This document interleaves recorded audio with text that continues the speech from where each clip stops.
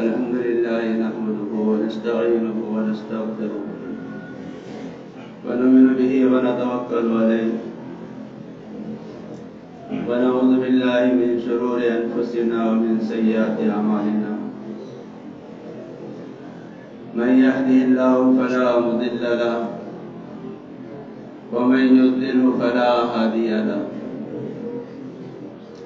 ونشهد أن لا إله إلا الله وحده لا شريك له ونشهد أن سيدنا ومولانا محمدا عبده ورسوله أما بعد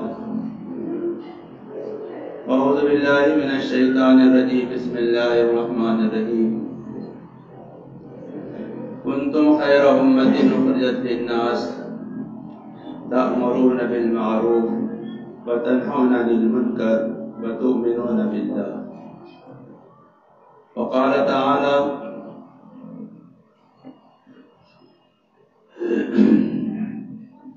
وَلْتَكُن مِّنكُمْ أُمَّةٌ يَدْعُونَ إِلَى الْخَيْرِ وَيَأْمُرُونَ بِالْمَعْرُوفِ صدق اللہ.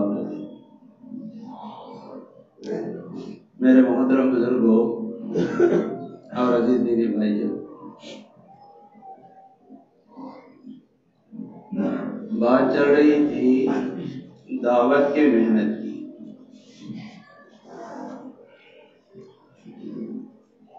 دین کے دعوت کی.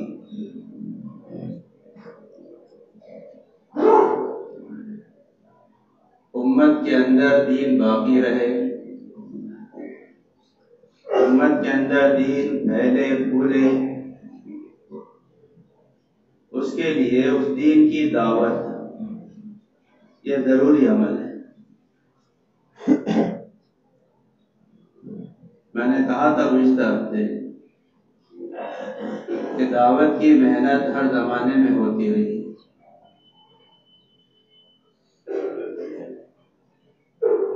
لیکن جو طرز اور جو طریقہ حضرت مولانا الیاس صاحب رحمۃ اللہ علیہ نے اختیار کیا، اس میں ہر طبقے کو فائدہ ہوا.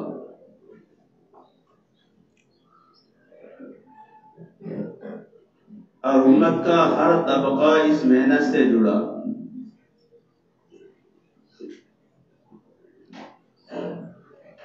لوگوں نے اپنے مسلک کے اختلافات کو ایک طرف رکھ دیا اور اس کام میں لوگ جڑتے رہے. شوافی بھی جڑے، حنبلی بھی جڑے، مالکی بھی جڑے، اہل حدیث بھی جڑے. اس لیے کہ دین کی محنت سے کسی کو اختلاف نہیں ہے. دین کی محنت یہ دین کی محنت ہے، اور دین کی محنت سے مقصود یہی ہے کہ جناب محمد رسول اللہ صلی اللہ علیہ وسلم کا لایا ہوا دین پوری دنیا میں عام اور تام ہو جائے. هو الذی ارسل رسولہ بالہدی ودین الحق لیظہرہ علی الدین کلہ.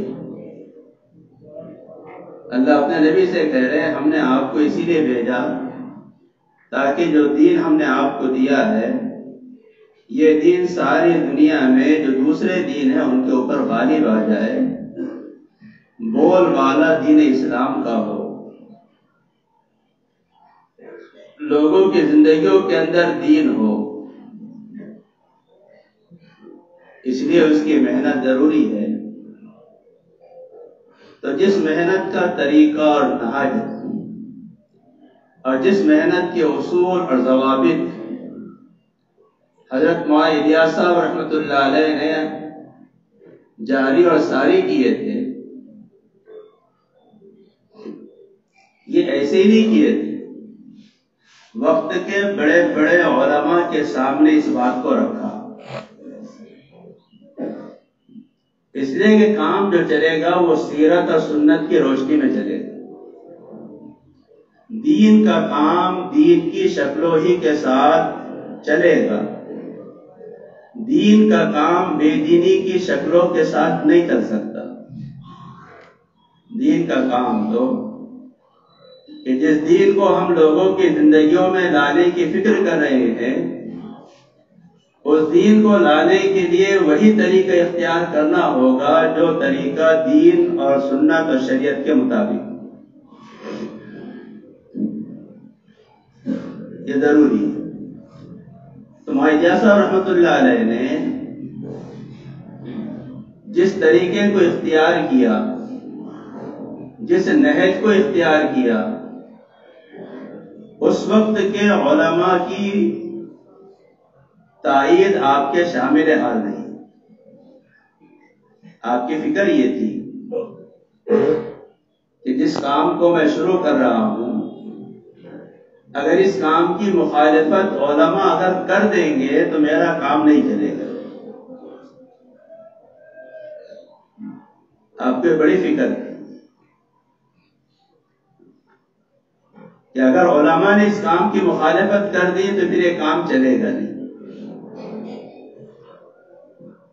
اس لیے بڑے بڑے علماء کے سامنے اپنے کام کی ترتیب رکھی، اپنے کام کا نہج رکھا۔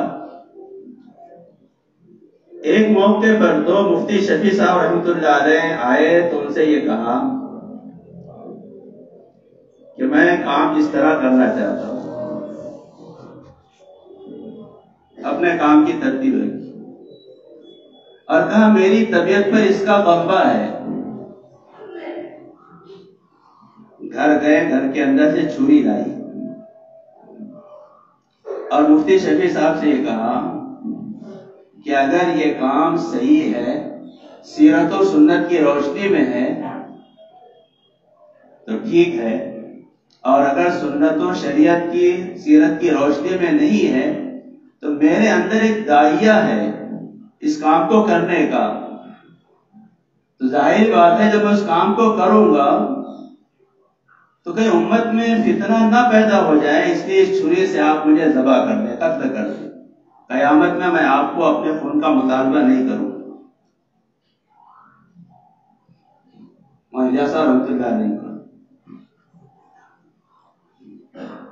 تو جس طرح مفتی کفایت اللہ صاحب رحمۃ اللہ علیہ نے یہ کہا تھا کہ یہ کام سیرت اور سنت کے مطابق ہے، اس سے ملتا جلتا ہے، اسی طرح مفتی شفیع صاحب نے بھی یہی کہا۔ کام شروع ہوا، ایک جماعت بھیجی مولانا نے تھانہ بھون کے اطراف میں، اس لیے کہ علماء میں مولانا تھانوی رحمۃ اللہ علیہ، اشرف تھانوی رحمۃ اللہ علیہ، یہ بہت نازک مزاج تھے، شریعت کے اعتبار سے باریک باریک چیز بھی اگر شریعت کے خلاف جاتی ہے تو برداشت نہیں کرتے، ایسے باریک بھی تھے۔ جماعت بھیجی اور جماعت کو ہدایت کی کہ خانقاہ کے اطراف میں کام کرنا، اور اگر حضرت بلائے تو جانا، دعا کی درخواست کرنا۔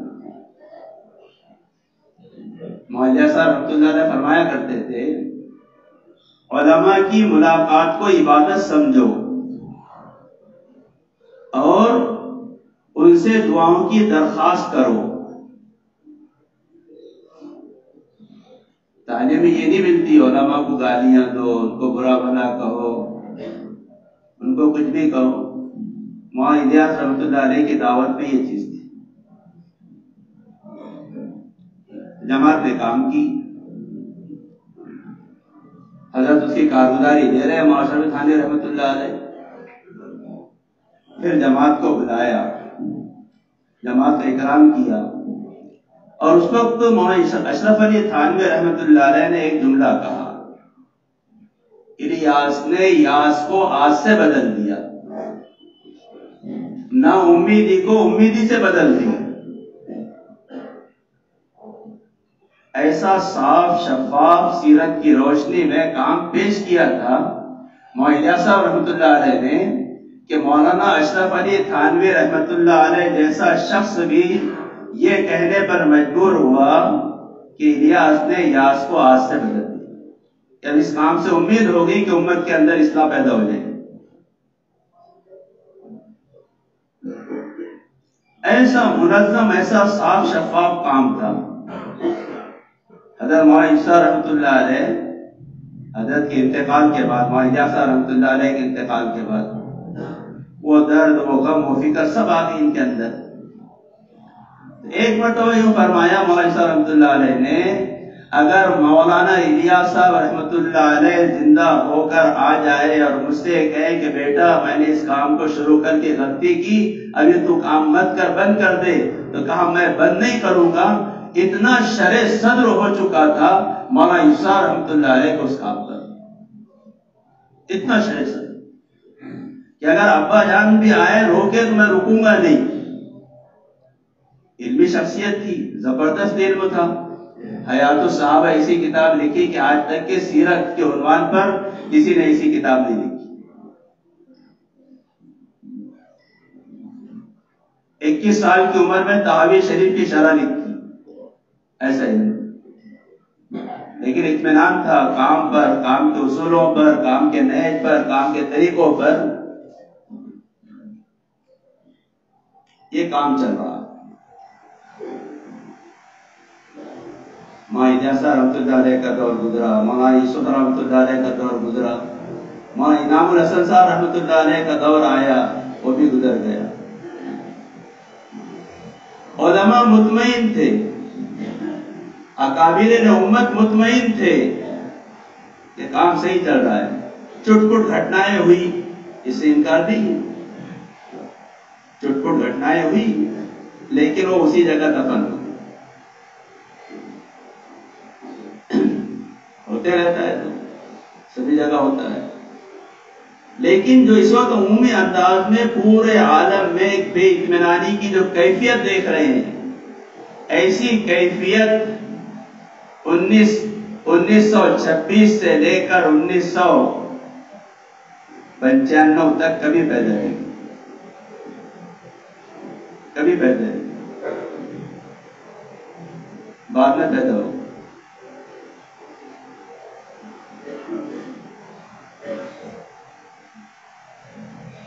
اور وہ جو کیفیت پیدا ہوئی اس کی وجہ سے لوگ پریشان ہیں، ادھر جائے ادھر جائے ادھر جائے، کریں کیا؟ خاص طور سے وقت کے بڑے بڑے علماء یہ بھی پریشان ہیں، کیا کریں؟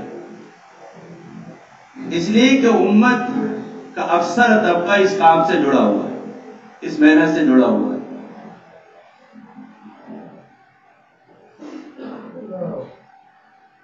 وہ کام، وہ نہج، وہ طریقہ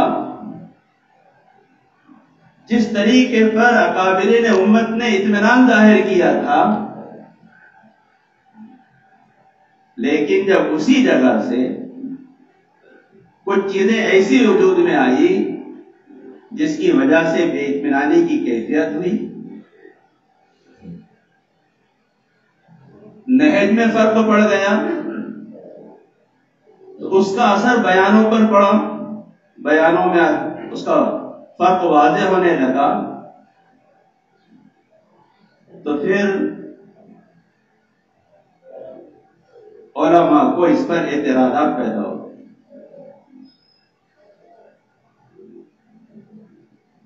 ہمارے اپنے زمانے کا یہ بہت بڑا المیہ ہے کہ جو کام اور اس کام کا نہج اور اس کا طریقہ اور اس کام کے کرنے والوں کے بول، الفاظ، بیانات، یہ بھی سب محفوظ تھے،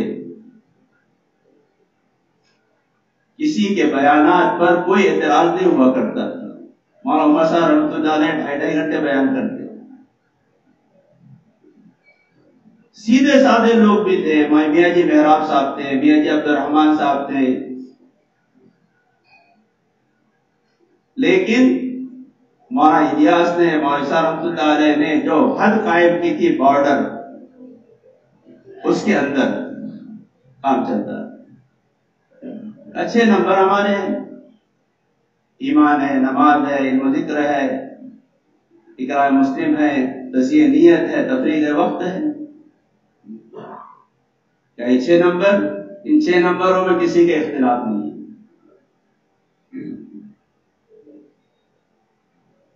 کیا یہ ہمارا سبق ہے؟ یہ 6 نمبر کیا ہے؟ کیا یہ 6 نمبر پورا دین نہیں ہے؟ یہ اس دین پر چلنے کی استعداد پیدا کرنے کے لیے 6 نمبر پورا دین نہیں ہے۔ کسی نے بھی نہیں دعویٰ کیا اس کا کہ 6 نمبر پورا دین ہے۔ یہ 6 نمبر کو ایسا سمجھو جیسا قرآن پڑھنے کے لیے کوئی ڈائریکٹ قرآن پر نہیں جاتا، کہا اس کے لیے نورانی قاعدہ ضروری ہے۔ اپنے زمانے میں بغدادی قاعدہ تھا، پھر یہ سرنر قرآن آیا، اب نورانی قاعدہ چل۔ تو یہ نورانی قاعدہ اس لیے ہے کہ ان قرآن کا پڑھنے کی استعداد اس کے اندر پیدا ہو جائے۔ کا 6 نمبر اس لیے تھے کہ دین پر چلنے کی استعداد پیدا ہو جائے۔ اب کوئی نورانی قاعدے کو کہتے کہ یہ قرآن ہے، یہ کون سی عقل مندی کی بات ہے؟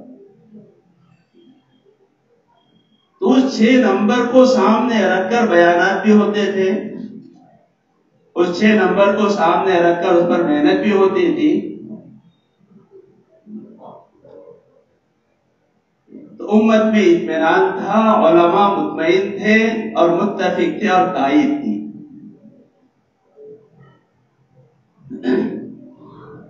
لیکن جب کچھ اس کے اندر رد و بدل ہوا تو پھر علماء کو بھی تشویش ہو گئی۔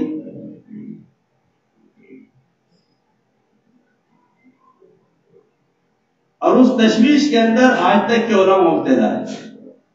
کیا ہوگا؟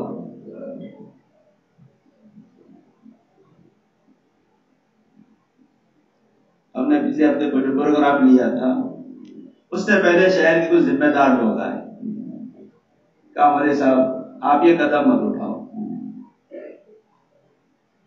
ہم نے کہا بھائی ٹھیک ہے، ایک کام کرتے ہیں، کام تو کام ہے، دعوت کا کام واضح ہے، سب کے سامنے ہے۔ جس کام کے ذریعے سے امت میں اطمینان تھا، علماء مطمئن تھے اور تائید کر رہے تھے، ہم آج کے چیزوں کو چھوڑ دیں، پچھلی چیز کو لے کر ہم اس پر آ جائیں کہ بھائی چلو پچھلے نہج پر کام ہوگا، ہم دونوں مل کر ساتھ میں کام کریں گے۔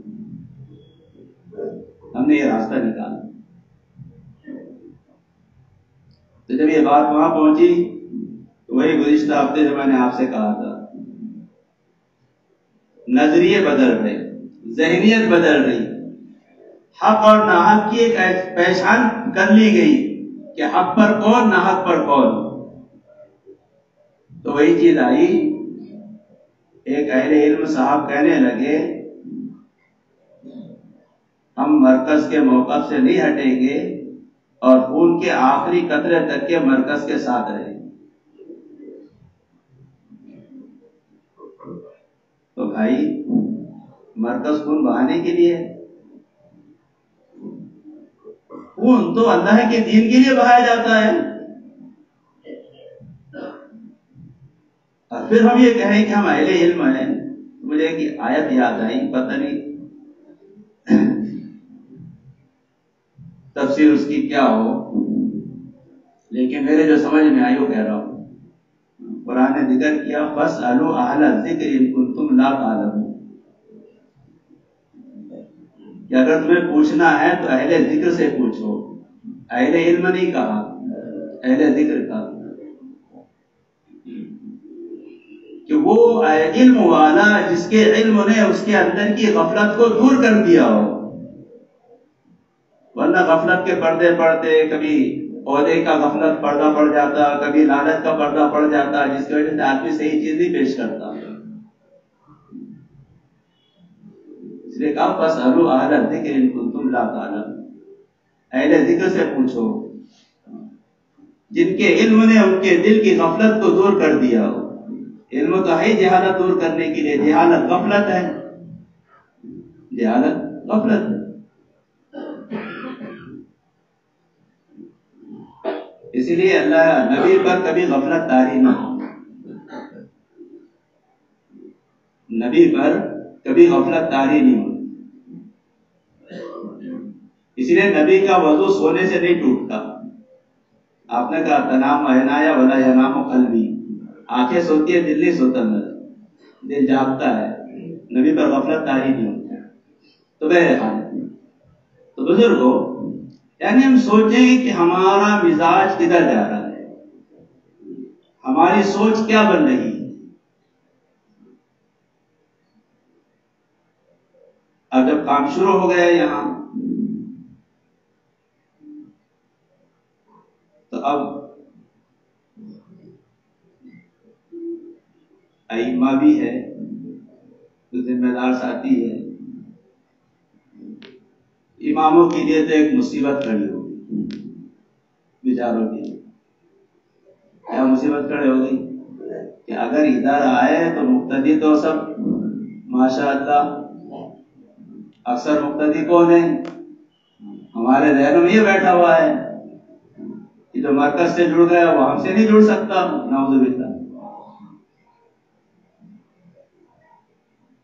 کچھ مسجد والوں نے یہ سوچ لیا کہ نہیں اب ان کو تو ہم آنے نہیں دیں گے. بزرگوں، یہ ہماری ذہنیت نہیں ہونی چاہیے. اس پر بڑی سخت وعیدیں ہیں، بڑی سخت وعیدیں. وَلَا يَجْرِمَنَّكُمْ شَنْآنُ قَوْمٍ عَلَىٰ أَلَّا تَعْدِلُوا اعْدِلُوا هُوَ أَقْرَبُ لِلتَّقْوَىٰ. قرآن کہتا ہے کسی کی دشمنی تمہیں حد سے تجاوز کرنے نہ دے، انصاف کا معاملہ کرو. انصاف کیا ہے بھائی؟ دین کی محنت کرنے والوں کو ہم ساتھ دیں گے، نہیں دے سکتے تو خاموش رہیں گے، مخالفت تو نہیں کریں گے. آئیں گے مسجد میں رہیں گے جائیں گے، ہم کون ہوتے منع کرنے والے؟ اب قرآن دوسری جگہ کیا کہتا؟ بڑی سخت وعید ہے. چند اعمال ایسے ہیں بزرگوں، آخرت میں اس کا عذاب تو ہوگا لیکن اللہ اس کا عذاب ان کو دنیا میں بھی چکا دے. چند اعمال ایسے ہیں آخرت میں تو عذاب ہوگا، دنیا میں بھی اللہ اس کا عذاب کا مزہ اس کو چکاتے ہیں، دنیا میں بھی اس کو سزا دیتے ہیں.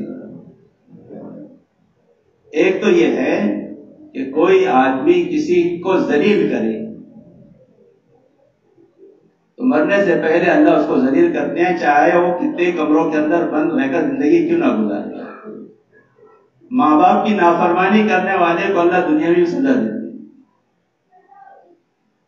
اور ایک چیز تو صراحتاً نص قطعی سے ثابت ہے، قرآن کہتا ہے وَمَنْ أَظْلَمُ مِمَّنْ مَنَعَ مَسَاجِدَ اللَّهِ أَن يُذْكَرَ فِيهَا اسْمُهُ وَسَعَىٰ فِي خَرَابِهَا أُولَٰئِكَ مَا كَانَ لَهُمْ أَن يَدْخُلُوهَا إِلَّا خَائِفِينَ لَهُمْ فِي الدُّنْيَا خِزْيٌ وَلَهُمْ فِي الْآخِرَةِ عَذَابٌ عَظِيمٌ.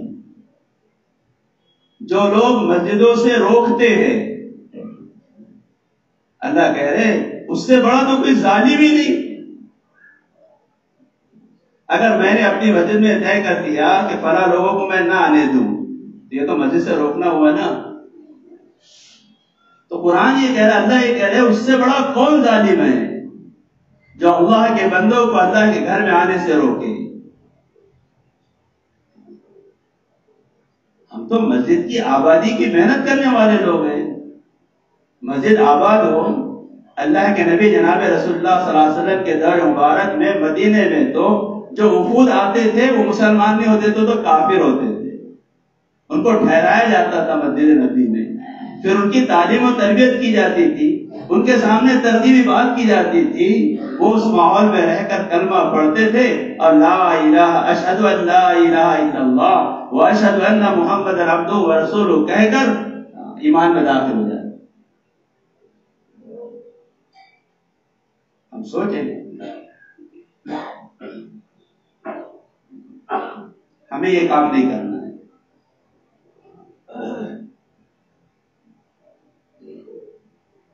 اللہ یہ کہہ رہے ایسے لوگوں کے لیے دنیا میں ذلت ہے اور آخرت میں دردناک عذاب ہے. اللہ کے واسطے ہماری کسی مسجد کے اندر یہ چیز نہ ہو، کسی مسجد میں. اگر کوئی کرتا ہے تو اس کو بیٹھ کے سمجھاؤ یہ دین کا کام نہیں ہے جو تو کر رہا ہے. یا یہ نفسانیت ہے یا انانیت، دو ہی چیزیں، یا تو نفسانیت ہے یا انانیت۔ بزرگوں کام تو وہ دیا تھا، ہم نے آپ نے سب نے دیکھا ہے، یہ کام تو محبتوں کا تھا، نفرتوں کے پھیلانے کا نہیں۔ ارے کتنے ایسے لوگ تھے، ہماری اسی وعدہ کی بات ہم کریں، ایک مرتبہ تشکیل کر کے 82 آدمی میں نے ساتھ میں لے کر گیا راجستھان، جس میں تقریباً 12 سے 15 ایسے لوگ تھے جس سے پورا بازار پریشان، لیکن ہم نے ان کو اپنے ساتھ کھلایا، اپنے ساتھ بٹھایا، اپنے ہاتھوں سے لقمے بنا کر ان کے منہ میں ڈالے۔ کام تو یہ تھا، یہ میں میری بات نہیں بول رہا، یہ تو عموم تھا، ایسا عام لوگ جماعتوں میں جب جاتے تو نہیں ہوتا تھا۔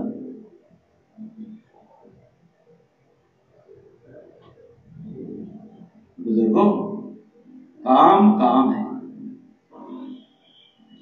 قرآن یہ کہہ رہا ہے، نص سری ہے، نص قطعی ہے، وَمَنْ أَظْلَمُ مِمَّنْ مَنَعَ مَسَاجِدَ اللَّهِ أَن يُذْكَرَ فِيهَا اسْمُهُ وَسَعَىٰ فِي خَرَابِهَا أُولَٰئِكَ مَا كَانَ لَهُمْ أَن يَدْخُلُوهَا إِلَّا خَائِفِينَ لَهُمْ فِي الدُّنْيَا خِزْيٌ وَلَهُمْ فِي الْآخِرَةِ عَذَابٌ عَظِيمٌ۔ ایسے لوگوں کے لیے دنیا میں ذلت ہے، ذلت رسوائی ہے، یہ دین کا کام نہیں۔ ہم تو کام کریں گے سنت و شریعت کی روشنی میں، کسی کی محبت میں دین کو چھوڑیں گے نہیں اور کسی کی دشمنی میں دین کو پکڑیں گے نہیں،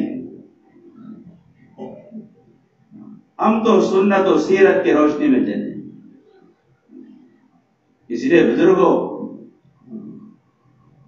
یہ چیز ہمارے یہاں نہیں ہونا چاہیے، الحمدللہ ابھی تک کے تو نہیں تھی، الحمدللہ ہمارے یہاں سوچ بوجھ ہے، دونوں طرف کی جماعتیں آتی رہی اور پورے ضلع میں چلتی رہی، انشاءاللہ بھی چلے گی، لیکن ہے ایک تو مسجدوں کے نادان لوگ جنہوں نے کام کر لیا جذبات میں، امید ہے وہ بھی توبہ کریں گے اس سے، اور توبہ کرنا چاہیے۔ دیکھو ایک بات سمجھ لو، دین دین ہے، شریعت شریعت۔ اگر آدمی کوئی بے دینی کا کام دین سمجھ کے کرے گا تو اس کو توبہ کی توفیق نہیں ہوگی۔ جیسے بدعات ہے، بدعتوں کو اختیار کرنے والا اس بدعت کو ثواب سمجھ کے کرتا ہے، اس لیے اس کو توبہ کی توفیق نہیں ہوگی۔ تو یہ تو علماء وقت کی ذمہ داری ہے کہ امت کو یہ بات سمجھائے کہ دین کیا ہے، بے دینی کیا ہے، کہ اگر کوئی بے دینی کی چیز کر رہا ہے تو اس بے دینی سے وہ سچی پکی توبہ کر لے تاکہ آخرت کے عذاب سے پکڑ سے بچ جائے۔ یہ تو علماء کا کام ہے۔ تو بزرگوں ہمیں جذبات میں آ کر بے دینی کے کام نہیں کرنا،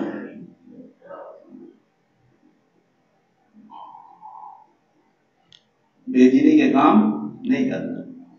الحمدللہ ہمارے یہاں چلتا رہا مسئلہ، کوئی مسئلہ نہیں تھا، اب بھی نہیں رہے گا انشاءاللہ، کوئی مسئلہ نہیں۔ لیکن ہم یہ کہیں گے کہ صحیح چیز کی معلومات لو، اور میرے تعلق سے اگر کچھ سننے میں سنانے میں آئے تو اس پر بھروسہ مت کرنا جب تک کہ میری زبان سے نہ سنو۔ مجھ سے سننا ایک الگ چیز ہے، دوسرے کے ذریعے سننا ایک الگ چیز ہے۔ ایک بات چل رہی، حضرت رحمت اللہ علیہ مولانا امیر صاحب کی وصیت کی مرکز سے جڑے رہنا۔ ابھی تو مرکز ہی بند ہے، تو کہاں سے جڑے گی؟ 10 مہینے سے تو بند ہے۔ اور پھر کسی کا بھی کوئی بھی عمل ہو، چاہے امیر ہو چاہے غریب ہو، چاہے ولی ہو یا فقیہ ہو، امام ابو حنیفہ رحمۃ اللہ علیہ جیسا شخص یہ کہتا ہے اذا جاء صح الحدیث فهو مذہبی، کہ جب صحیح حدیث آ جائے تو وہی میرا مذہب ہوگا۔ تو کسی کی کوئی بات کو ہم سنت و شریعت پر پرکھیں گے، اگر سنت و شریعت کے مطابق ہے تو اس کو قبول کریں گے، ورنہ اس کو ردی کی ٹوکری میں ڈال دیں گے۔ کسی آدمی نے وصیت کر لی کہ میرا سارا مال مدرسے میں دے دینا، عالی شان مسجد بنا دینا میرے پورے مال سے، اس نے لکھ کر دیا وصیت،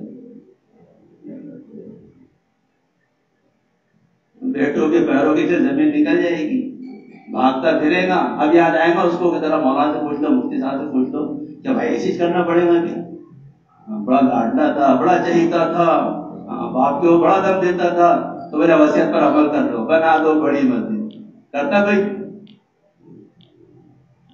اب جا کے مسئلہ پوچھیں گے شریعت سے کہ بھائی ابا نے یہ وصیت کی کہ ابا کی وصیت پر پورا مال لگا دے، مسجد بنا دے، تو علماء کہے کہ ٹھہرو، ہم دیکھتے ہیں سنت میں شریعت میں کیا ہے، تب وہ سنت شریعت میں دیکھ کر کہیں گے بھائی تہائی مال میں تو وصیت جاری ہو سکتی ہے، اس سے زیادہ میں نہیں۔ یہ اصول ہے شریعت کے قواعد ہیں، شریعت کے ضابطے ہیں۔ اسی لیے بزرگوں ہم 4 مرتبہ شورا والوں کے مشورے میں گئے اور الحمدللہ چاروں مرتبہ امیر صاحب سے اجازت لے کر گئے، چاروں مرتبہ بلساڑ گئے، بھساول گئے، مراد آباد گئے، نیرل گئے، چاروں جگہ حضرت سے مشورہ کر کے گئے۔ ہم آپ کو گمراہی کی دعوت نہیں دیں گے، ہم کو آپ کو غلط بات نہیں بتائیں گے، سنت و شریعت کے راستے میں رکھ کر آپ کو بتائیں گے۔ تو بہرحال بزرگوں ہمارے اپنے اندر شدت نہیں آنا چاہیے، ہم اپنے مزاج کو صحیح کریں، جو مزاج بن رہا ہے اس مزاج سے اپنے آپ کو نکالیں۔ دین کی محنت کرنے والا ایک آدمی آپ نے دیکھا ہوگا، ایک جگہ کے ساتھی آئے، بیت المال انہوں نے قائم کیا،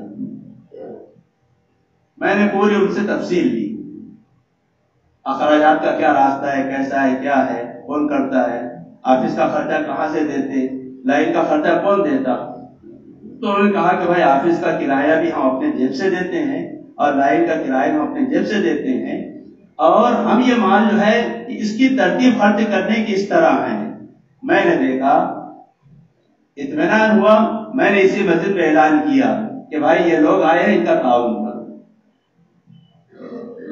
تعاونوا علی البر والتقوی ولا تعاونوا علی الاثم والعدوان، نیکی کے خیر کے کاموں میں ایک دوسرے کے معاون بنو، رکاوٹ مت بنو۔ اللہ مجھے آپ کو عمل کی توفیق عطا فرمائے۔